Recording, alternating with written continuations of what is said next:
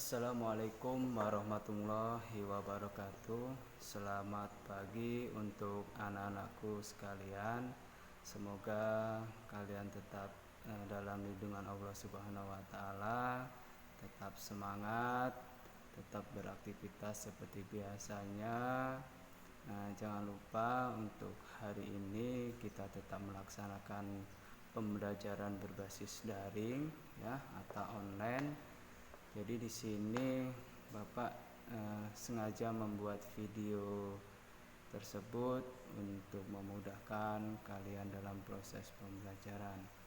Oke, untuk yang sudah Bapak jelaskan ya, yang di minggu-minggu kemarin, minggu-minggu terakhir untuk pelajaran pekerjaan dasar teknik otomotif. Apa itu pekerjaan dasar teknik otomotif? Yaitu adalah ilmu yang mempelajari tentang peralatan bengkel otomotif. Jadi di sini khusus untuk kalian, sesuai dengan namanya otomotif, itu wajib untuk memahami, mengerti, dan tahu seberapa banyak dan apa saja peralatan bengkel otomotif yang diperlukan. Jadi di sini Bapak akan menjelaskan secara detail nanti ya. Kita bertahap dulu sesuai materi yang akan kita jalankan di semester pertama ini. Oke, di sini Bapak awali terlebih dahulu akan menjelaskan namanya peralatan bengkel otomotif yang masuk ke kategori hand tool. Apa itu hand tool? Hand tool adalah peralatan bengkel otomotif yang cara pengoperasiannya itu murni menggunakan tangan ya, murni menggunakan tangan, berarti tanpa ada bantuan yang lain. Apa itu Pak yang lainnya? Nanti ada materinya sendiri ya. Jadi di sini khusus berarti secara manual ya. Jadi secara garis besarnya sesuai dengan namanya hand tool. Hand itu kan tangan, tool itu peralatan, berarti peralatan cara pengoperasiannya itu menggunakan tangan manusia atau masih manual. Oke, di sini Bapak kasih contohnya ya, contoh dari kunci-kunci tersebut.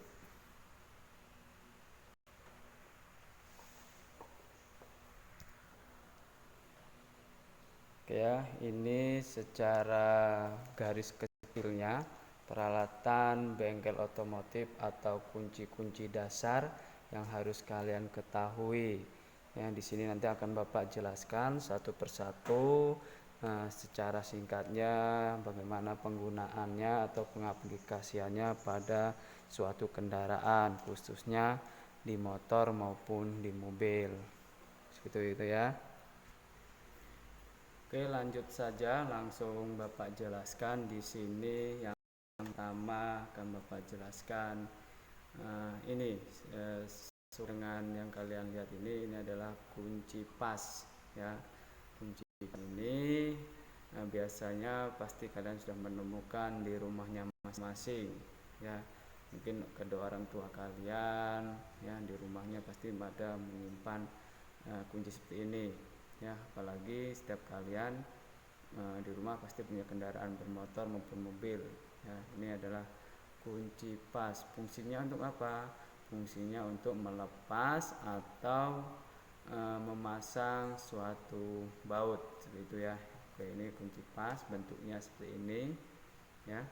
Sini lihat, perhatikan. Untuk kunci pas ini tidak hanya satu ukurannya, itu banyak ya. Yang terkecil yang pada umumnya nomor 8 sampai nomor 24. Oke, ini yang pertama adalah kunci pas. Sekarang yang kunci pas ring ya, di kunci pas ring atau kunci kombinasi. Kunci kombinasi ini antara kunci ring ini ya, ini yang disebut kunci ring, yang di sini adalah kunci kombinasi kunci pas. Jadi di sini disebut satu kunci ini namanya kunci kombinasi. sama fungsinya juga sama seperti kunci pas tadi, mengendorkan atau memasang baut pada suatu kendaraan. Oke ya. Sekarang Bapak ambil tang. Oke, di sini kalian bisa lihat tang ya. Ini bisa kalian jumpai juga di rumah kalian masing-masing. Mungkin dulu pernah megangnya atau pernah melihatnya di rumah ada tang seperti ini. Ini adalah namanya tang potong, bisa juga ya, tang kombinasi, tang potong, tang jepit. Ini masuk ke dalam kombinasi. Untuk tang potongnya itu ada di bagian sini ya. Lihat, ini ada bagian seperti tajam ini untuk memotong, dan bagian yang depan ini untuk menjepit. Jadi ini namanya tang kombinasi. Oke, selanjutnya adalah kita lihat ke palu ya. Palu ini tidak hanya satu yang ada di peralatan bengkel otomotif, melainkan banyak jenisnya ya. Yang pertama itu ada palu karet. Palu karet ini seperti inilah ya, palu karet. Jadi tidak hanya seperti yang kalian lihat di rumah, palu karet hanya Pak terbuat dari besi atau baja yang biasanya di rumah untuk kedua orang tua saya untuk mukul paku ataupun mukul yang benda lainnya. Tapi kalau untuk peralatan bengkel otomotif itu banyak variasinya atau banyak bentuknya atau banyak modelnya. Yang pertama ini adalah palu karet, fungsinya untuk ya memukul benda yang rawan atau yang mungkin apa ya, bahasa rawannya itu sungkar untuk diketok dengan palu baja, takutnya nanti akan merusak komponen-komponen yang ada di dalam mesin. Biasanya untuk palu karet ini untuk kita overhaul di mobil nanti, mobil ataupun motor, komponennya itu pakai palu karet biar tidak merusak komponen tersebut. Oke ya, ini seperti ini karet, ini murni plastik ya atau karet, tapi ini karet ya, jadi agak lentur ya, seperti ini karet. Oke, selanjutnya itu ada sama masih tahap palu ya. Fungsinya sama untuk memukul juga suatu benda yang ingin kita kerjakan. Ini ya, perbedaannya hanya ada di bagian ini ya, tadi dari bahan kayu bahan karet atau plastik, sekarang dari baja, ada juga dari namanya kayu ya, palu dari kayu ada juga, nanti ada di bengkel kita banyak macam-macam palu. Oke, untuk palu sekarang kita ke obeng ya. Di sini Bapak ada obeng ya. Yang pertama adalah obeng min ya. Obeng min ini lihat posisinya ya. Ini posisinya gepeng seperti ini. Ini namanya obeng min ya. Untuk jenisnya, bentuknya ya seperti ini obeng min. Untuk panjang kecil atau pendeknya yang menyesuaikan itu banyak ya. Di sini banyak juga merek. Kalau di sini mereknya bisa kalian lihat Multipro ya. Di sini udah standar untuk bengkel kita. Oke, ini untuk jenis yang min atau yang gepeng. Nah, ini yang plus ya. Bisa kalian lihat di sini adalah yang plus. Bisa kalian lihat ini plus ujungnya, matanya ya. Di sini kalau kalian pernah dengar obeng cengkeh ya, namanya bahasa-bahasa di daerah kita harus dipahami juga, sama aja, ini cuma pemahaman saja. Ini adalah kunci obeng plus atau obeng cengkeh ya. Ini tadi kunci obeng min atau obeng gepeng, hanya perbedaannya di ujungnya ya. Pak, itu kenapa kok mungkin ada yang bertanya, warnanya ujungnya pasti setiap obeng yang baru yang bagus itu ujungnya berwarna hitam ya.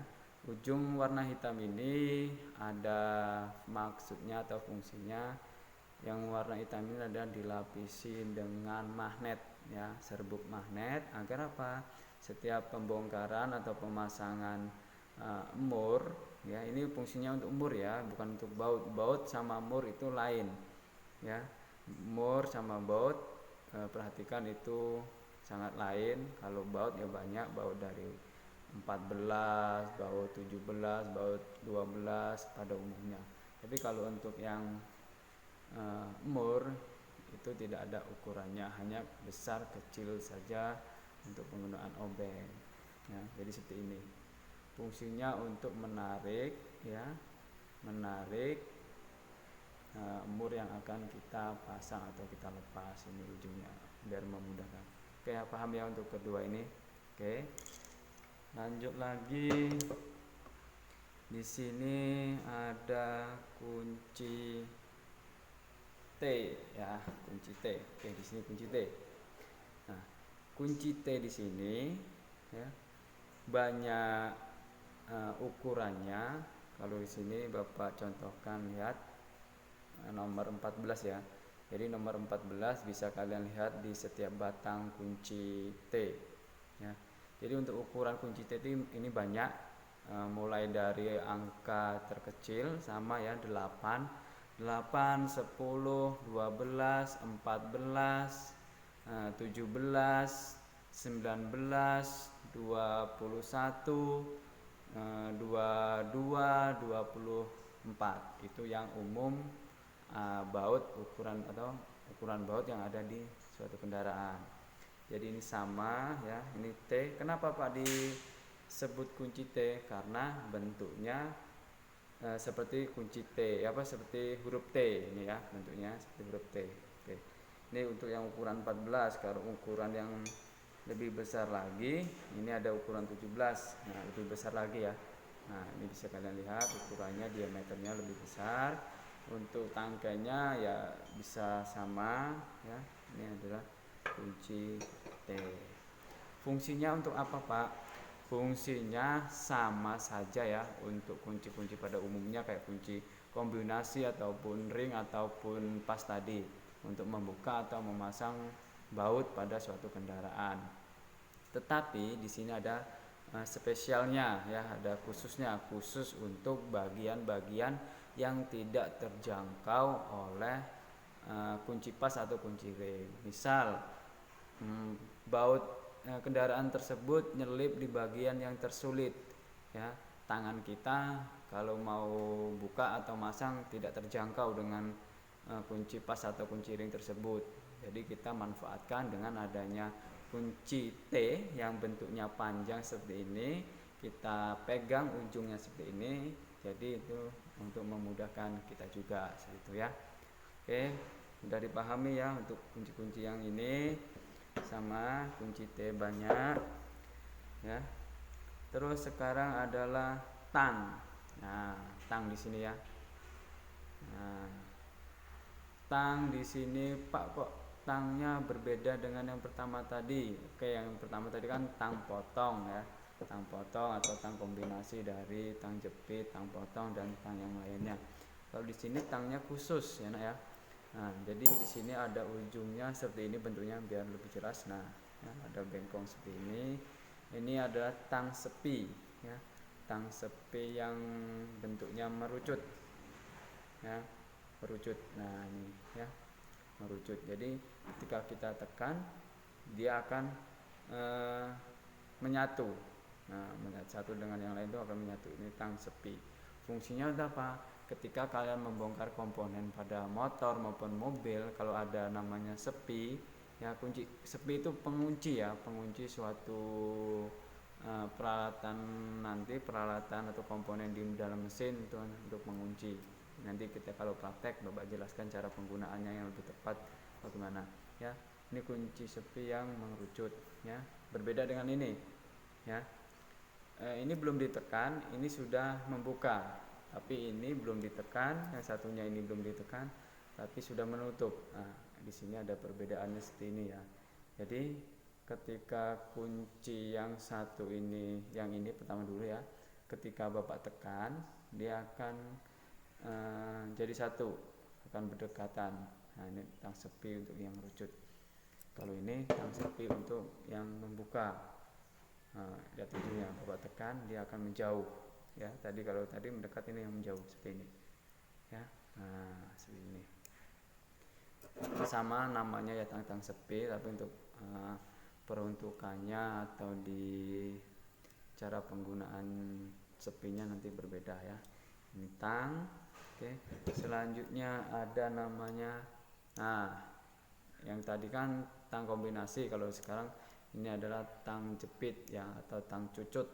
Kenapa dibilang cucut? Karena posisi dari rahangnya ini berbentuk panjang seperti cucut ya. Nah, ini fungsinya untuk menjepit juga ya. Kalau ini tadi kan menjepit, ada juga memotong, jadi ini tang kombinasi. Kalau ini tang yang satu-satu cara pengerjaannya ya. Ini lagi ada namanya tang buaya. Nah, jangan ngomong, Pak, apa ada buayanya ya? Seperti inilah tang-tang kita ya, tang buaya ini namanya ya. Fungsinya sama pada umumnya, untuk menjepit atau yang lainnya ya, sesuai kegunaannya. Oke. Selanjutnya itu ada namanya mistar. Nah, mistar apa ini namanya? Mistar biasa penggaris atau gimana nih? Ya, mistar baja ya. Mistar baja ini atau mistar siku. Ya, ini terbuat dari baja, berbentuknya siku. Pak, itu apa kita guna di bengkel otomotif, di motor maupun di mobil? Ini berguna ya. Enggak hanya cuman di tukang ya. Kalau kamu lihat di tukang bangunan ini ada ya, ini berguna untuk mereka, tapi juga untuk kita berguna ya. Ini tang siku. Fungsinya untuk apa, Pak? Misal kalau kalian nanti praktek kendaraan mobil, di sini Bapak contohkan di mobil, ketika kamu buka namanya deksel atau nanti blok, untuk mengukur kerataan dari permukaan atas blok, itu kita menggunakan penggaris siku seperti ini ya. Untuk lebih detailnya nanti Bapak bikin videonya lah, review bagaimana penggunaan satu persatu alat-alat pada suatu kendaraan ya. Oke, selanjutnya selanjutnya ini sebenarnya banyak kunci-kuncinya ya. Oke, Bapak ambil dulu ya, kuncinya ada di dalam ini ruang toolman. Oke, Bapak skip dulu. Oke, selanjutnya itu ada namanya kunci roda ya. Kunci roda ini khusus untuk kendaraan mobil ya.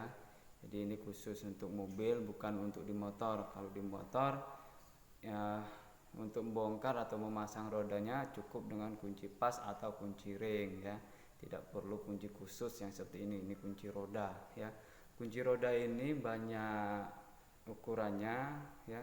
Di sini ada ukuran 23 ya, di sini ada 23, ada 24, ada 19, ada 22 seperti itu ya. Jadi disesuaikan dengan jenis atau ukuran pada mobil tersebut rodanya. Ini kunci roda, bentuknya ya seperti ini ya, plus ini atau bisa juga X seperti ini ya, kunci roda seperti ini. Oke, fungsinya untuk melepas atau memasang baut roda pada kendaraan mobil seperti itu ya, bukan di motor. Oke, ini untuk kunci rodanya. Terus sekarang ada namanya kunci L ya. Di sini Bapak ambil kunci L ya, ini satu set, ukurannya banyak, bervariasi ukurannya ya di sini. Nah, ada T50, T45, T40, T30 dan seterusnya ini ya. Tuh lihat nomor-nomornya. Pak, itu kok ujungnya kunci L-nya itu kok lain dengan punya saya di rumah?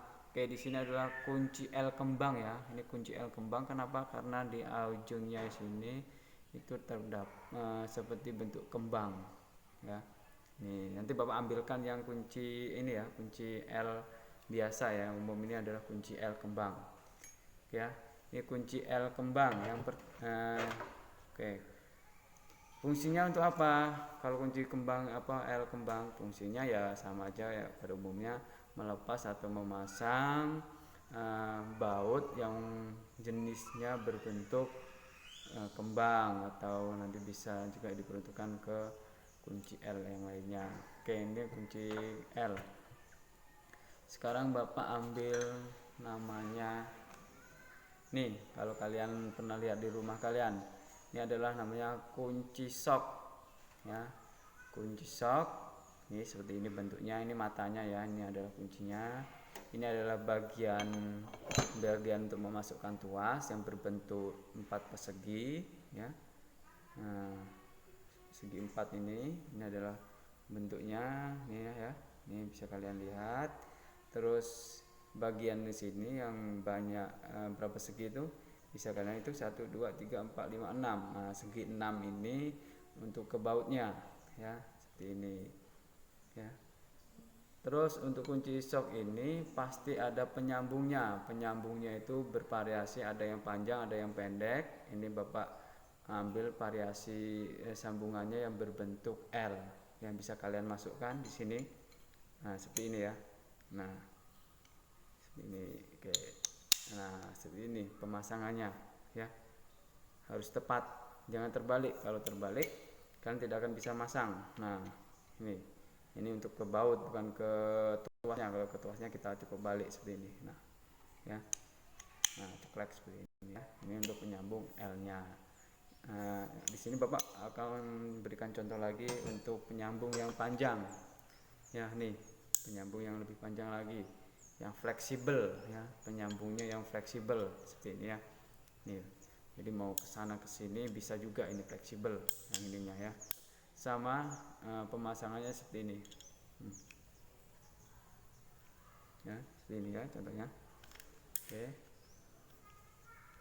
Nah, seperti ini ya. Nah, sini. Fungsinya untuk apa, Pak? Sama fungsinya ya, sama kayak kunci T tadi.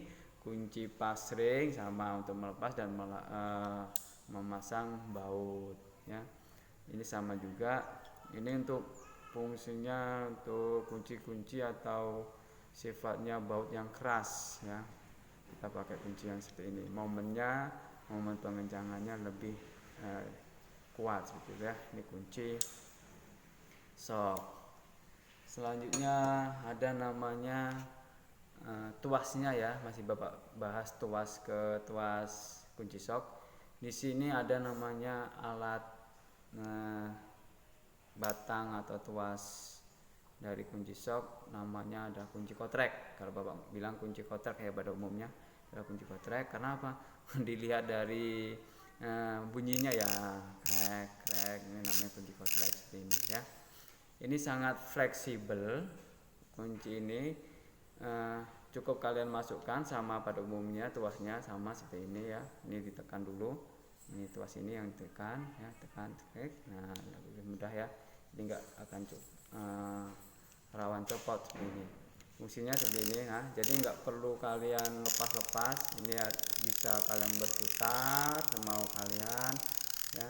Terus mau satu arah lagi, nah balik arah, nah ini balik arah ya, kan balik arah nih ya, balik arah nih, ini putar, nah ini bunyi ya. Nah, sekarang kebalikannya, ini kebalikannya. Nah, kebalikannya ini yang bunyi ke sini, di sini nggak bunyi. Nah, ini jadi ini enak ya, cepat pengerjaan kalian untuk memasang atau melepas bautnya nanti cepat ya. Oke, selanjutnya ini Bapak bawakan kunci sok, tapi kok panjang Pak? Ini khusus untuk busi ya, busi pada kendaraan bermobil ya, kendaraan mobil seperti ini kunci businya. Oke, di sini mungkin cukup itu yang Bapak sampaikan untuk hari ini atau pada video kali ini. Nanti untuk selanjutnya masih tetap di kategori hand tool atau peralatan tangan tadi untuk jenis-jenis kunci yang lainnya. Jadi silahkan kalian tonton video ini dari awal ya, dari awal sampai akhir biar kalian pemahamannya atau di tingkat materinya nanti bisa menguasai. Jadi nanti ketika kalian masuk ke sekolah tinggal praktek saja gitu ya. Oke, mungkin itu yang bisa Bapak sampaikan. Mudah-mudahan dalam video kali ini yang Bapak buat ini bisa bermanfaat untuk kalian semuanya. Selamat mempelajari. Jika kurang paham silahkan nanti kalian jabrik Bapak aja di grup ya, kan sudah punya nomor Bapak masing-masing, silahkan dijabrik aja. Oke, Bapak akhiri. Wassalamualaikum warahmatullahi wabarakatuh. Selamat pagi semuanya.